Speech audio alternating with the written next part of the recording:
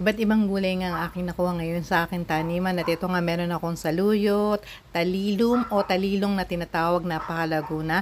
At itong aking talbos ng kamote na kulay violet yung tangkay. Meron din akong romaine lettuce na ilang piraso dito at pipitasin ko na yung mga hinog na kalamansi at kamatis. At ito nga muna aking lulutuin yung talbos ng kamote, saluyot at talilong. Yan, akin lang niyang lalagain, lalagyan ng konting tubig at asin at pinigaan ko ng kalamansi yan. Tamang-tama na isabay sa aking ginataang tulingan para pang paalis umay din. Ayan, kain na tayo. At ito nga, dahil nga meron akong ginataang tulingan.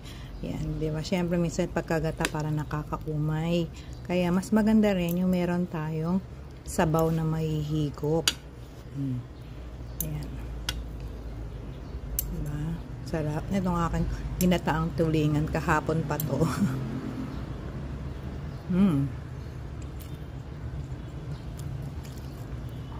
Tapos sasabayan mo nitong ganito, susundan mo ng soup. Tama-tama yung asim ng kalamansi. Hindi siya maasim na maasim, pero nandun talaga yung yung talagang lasa mo yung kalamansi. Tapos yan nga yung ating mga gulay, yung halo-halo nating gulay. May talinum, saluyot, talbos ng kamote. Diba? Malambot na malambot. Wala. Masop. Ang ganda ng sabaw, no? Kasi nga, yung talbos ng kamote natin ay kulay violet. Kaya, yun. Rock. Ng ating ito yung ating tulingan.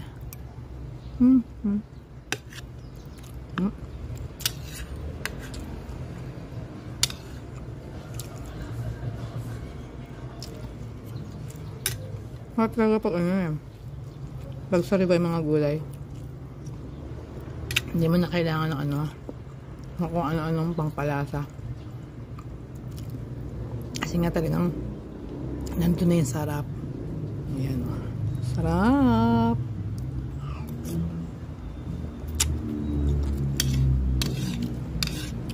Kasi yun lang nilagay ko dyan sa kalamansi. Diba? Kasi nga ito ating tulingan naman ay talagang malasang malasa na. Kaya may tinik pa. Tanggalin natin. Tanggalin natin yung tinik. Ayan. Kaya, lang baga pang na lang yung sabaw na